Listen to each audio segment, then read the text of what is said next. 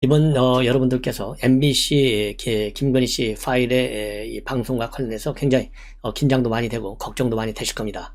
그래서 우리 국민의힘 이 선대위 측에서 강력히 반박하고 있고, 지금 마지막까지도 이양수 대변인이 중요한 입장문을 내서, 이거는 지난번에 채널A 사건을 계기로 해서 추미애가 윤석열한테 뒤집어 씌운 이 프레임이 뭡니까? 검언유착이었잖아요. 근데 이것이 사실이 보면은 권언유착으로 이 판명이 된 거나 마찬가지잖아요. 왜냐면 이동지 기자가 무혐의로 끝났고, 그 다음에 한동훈은 기소조차도 못하고 있고, 이래서 사실상 권언유착이 드러났어요. 자, 그래서 이번에 이 MBC 보도는요, 지금 이양수 대변인은 결국은 권언유착 시즌2다. 예, 즉 권언유착2다. 이렇게 맹비난하고 나섰습니다. 자, 그래서 이 내용, 이양수 대변인의 또 한 번의 입장문을 말씀을 드리고, 또 그 다음에 중요한 것은요, 이번 이런 이 김건희 씨의 녹취록이 과연 또 윤석열 후보의 지지율에 어떤 영향을 줄 것이냐, 이런 이제 우려들이 또 나오는데, 제가 보기에는요, 이 다소 조금 이 부정적 영향이 있겠지만은 시간이 가면서 우리가 충분히 회복할 수 있는 여력은 충분하다. 그러기 위해서는요, 가만히 있어가는 이게 우리가 이거를 압도하기가 어렵죠. 그래서 이재명 욕설 파일을 가지고 우리가 이 법이 허용하는 범위 안에서 최대한도로 이 욕설 이 파일을 우리 전면 공개해야 되겠다, 이런 말씀을 드리고, 이럴수록 우리 집도끼는 물론이고 철저히 단결해야 되고요. 이 단결된 집도끼의 힘으로 이 외연 확장, 그래서 2030, 그 다음에는 중도층, 탈진보층 인사들을 대상으로 해서 적극적으로 이 지지 세력화 시키는 이러한 진정 어린 노력을 해야 된다. 그런 측면에서도 제가 윤석열 후보의 유튜브 오늘까지 35만 좀 만들어 줍시다 했는데요, 좀 어려울 것 같고 최소한도 34만까지는 오늘 자정까지 가야 될 것이 아니겠느냐, 이런 생각이 들어서 우리 시청자 여러분들께서요, 이 김건희로 인해서 추락할 위험이 있는, 그리고 여권의 공세에 맞받아치기 위해서라도 윤석열 유튜브 적극적으로 도와주십사, 이런 말씀을 드립니다. 자, 그래서요, 오늘 또 이 선대위 출범 후에, 서울 선대위 출범 후에 기자들하고 만나가지고요, 기자들이 이제 김건희 씨 관련 물으니까 똑같이 그 내용에 대해서 아는 바가 없어서 지금 언급을 안 하는 것이 좋겠다, 이런 입장을 내놨습니다. 참고적으로 오늘 이 서울의 이 부동산 공약, 또 이 지하철 지하화 공약, 이런 걸 내놨는데, 이 부동산 신규 주택과 관련해서는요, 전국에 250만 호이고, 그 다음에 수도권이 그중에 거의 절반인 130만 호입니다. 그 중에서 서울은 총 50만 호예요. 그 역세권 10만, 그 다음에 재건축 풀어서 40만. 그래서요, 250, 130, 그 다음에 50, 이렇게 잘 여러분들께서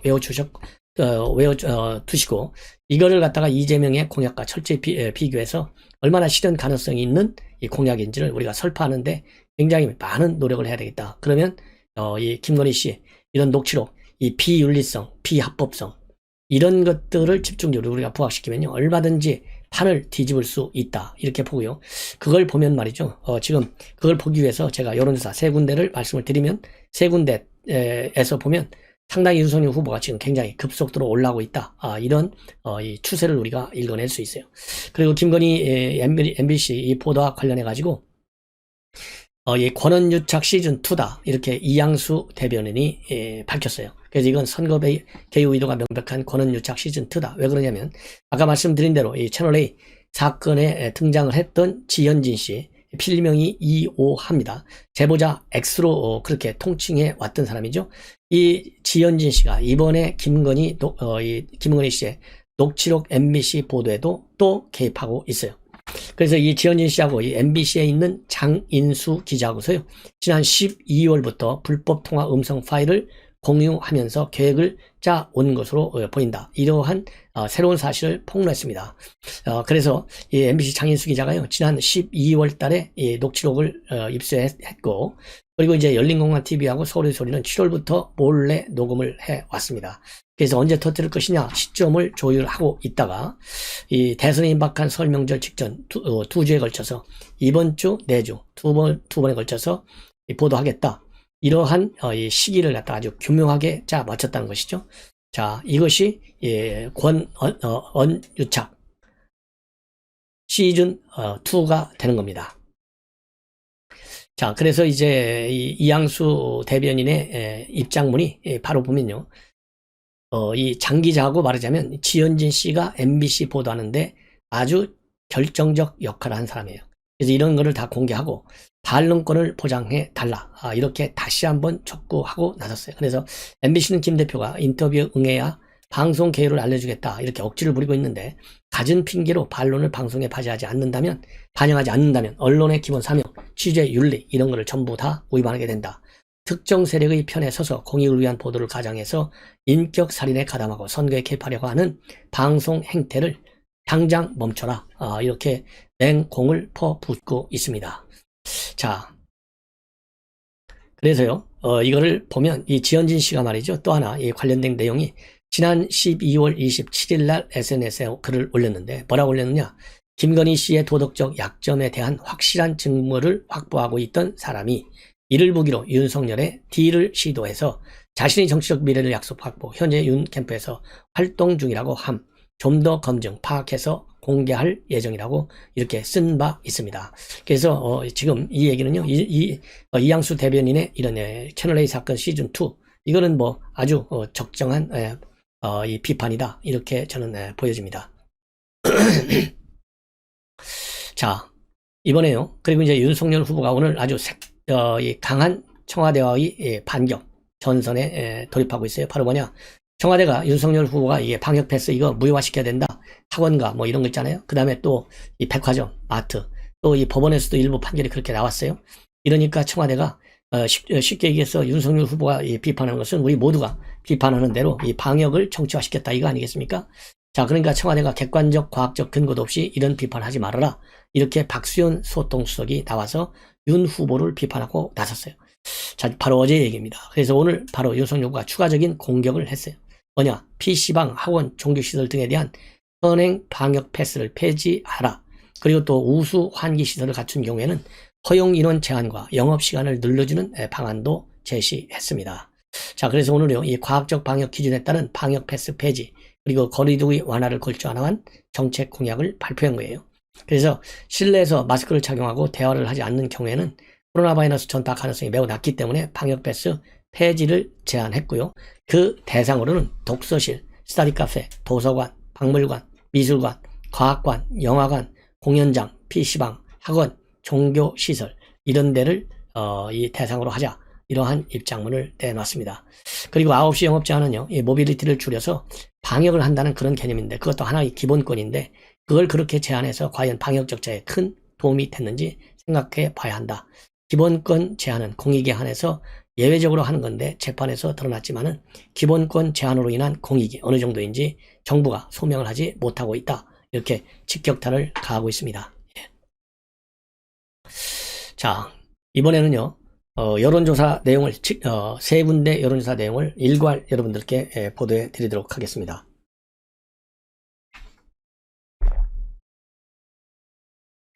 이번에 이제 보도해 드릴 내용은요, 뭐, 매주, 정례 조사예요. 하나는 KSOI, 이거 뭐 좌파가 하는 거죠. 김갑수 씨. 이거, 그러니까 지금 제가 말씀해 드리는, 기간이요. 똑같이 14, 15. 그러니까 최신 여론조사 딱 이틀이에요. 방식만 다릅니다. 그래서 KSOI 하고요. PNR의 경우에는 둘 다 ARS, 자동응답 장치고요. 서든 포스트, CBS 의뢰입니다. 이거는 면접인데, 똑같은 기간에 했는데도 불구하고, 즉, 이 KSOI 하고요.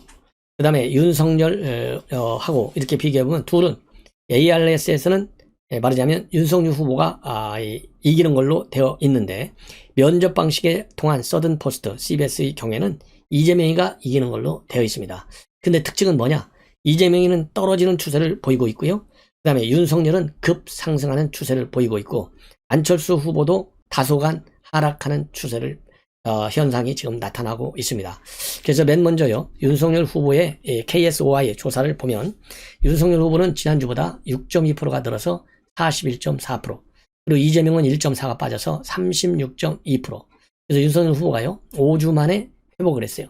그리고 안철수 후보의 경우에는 5.5가 빠져서 9.6, 심상정은 3.6이 되고 있습니다. 자, 그리고요, 지금 이제 이 심판론 50.3이고 유지가 36.5, 그래서 거의 14% 정도 여전히 심판론이 앞서고 있고 KSOI의 경우에는 민주당이 우세합니다.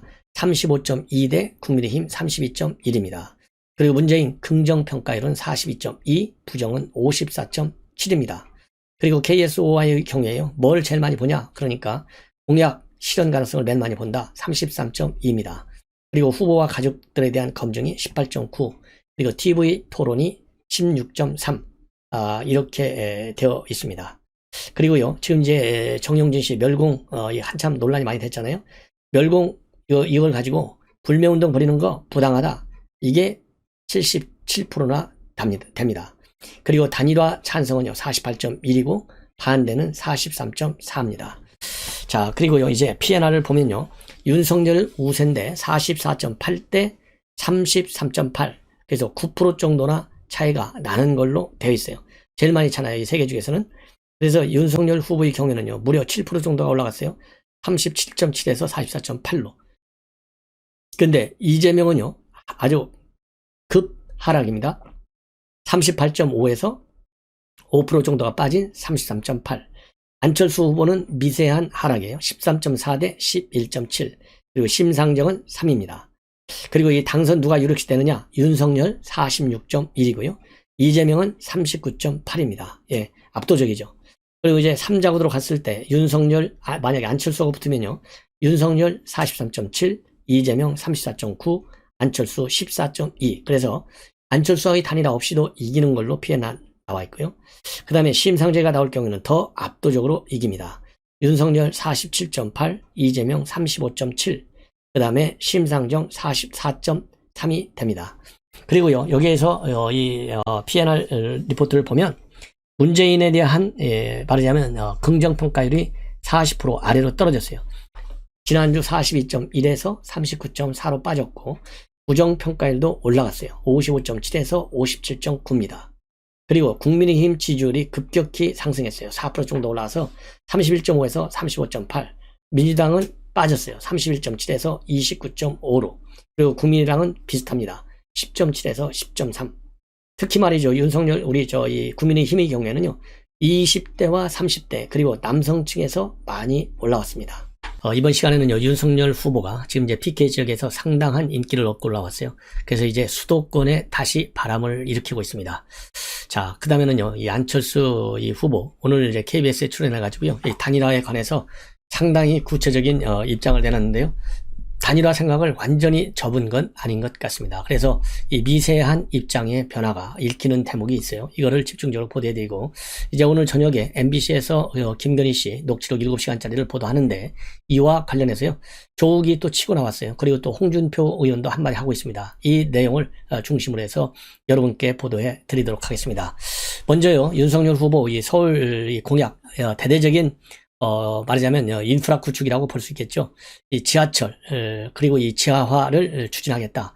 아주 강력한 이 개발 계획을 내놨어요. 그리고 이 지하철 공사한 다음에는 이 지상교통 사정이 굉장히 나빠지잖아요.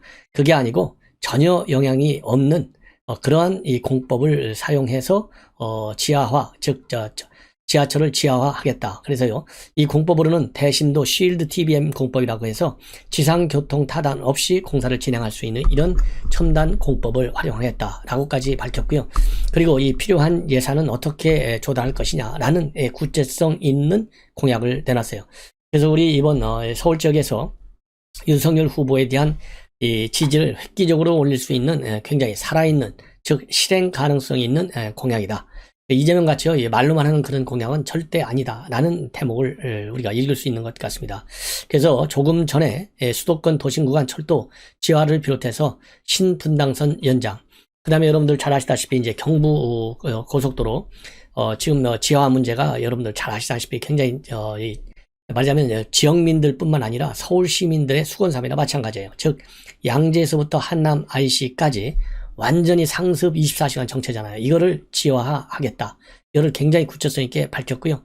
특히 양재 한남 IC 구간의 지하 이 공약은 이번에 서초갑 지역의 보궐선거에 있어도 이 많은 후보들이 들고 나올 것 같습니다. 그래서 저도 이 보궐선거에 출마하는 사람의 한 사람으로서 이러한 윤석열 후보의 공약 구체화하는데 모든 노력을 다할 것을 이 시간에 여러분들께 약속을 드립니다.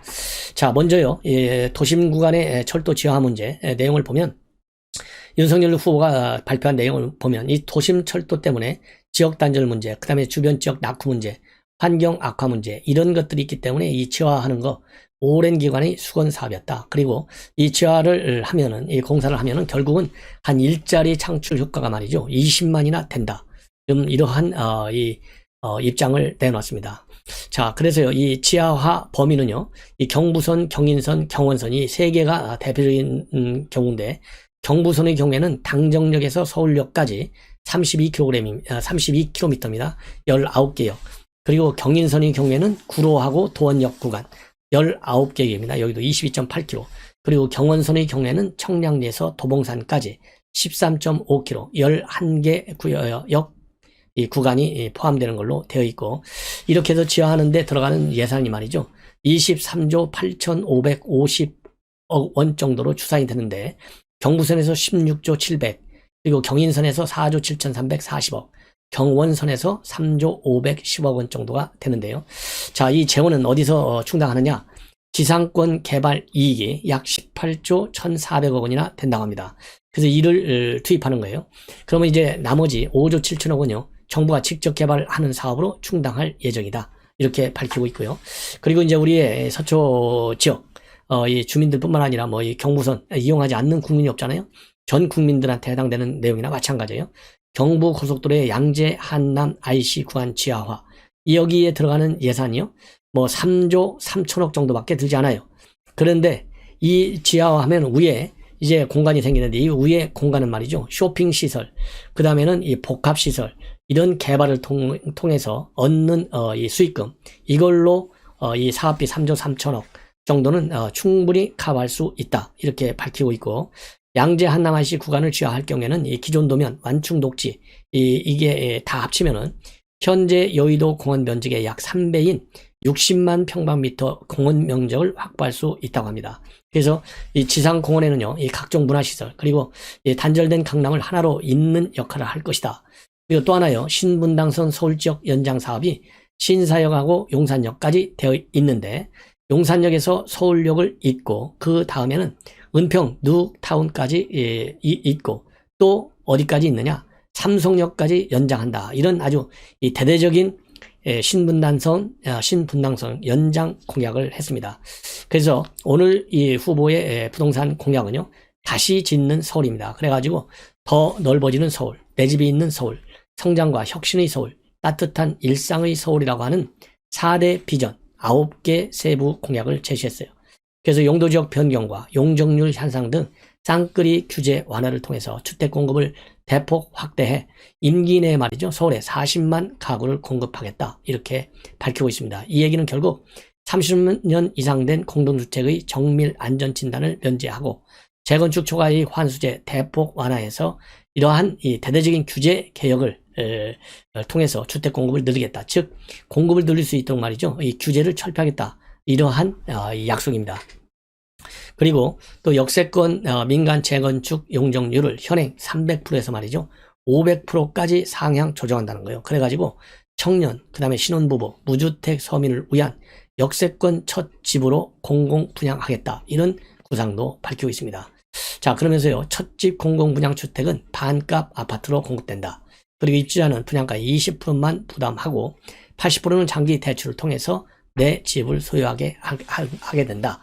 이렇게 밝히고, 그리고 서울 시내에 있는 10개의 철도 차량 기지 약 221만 평방미터 67만 평인데요.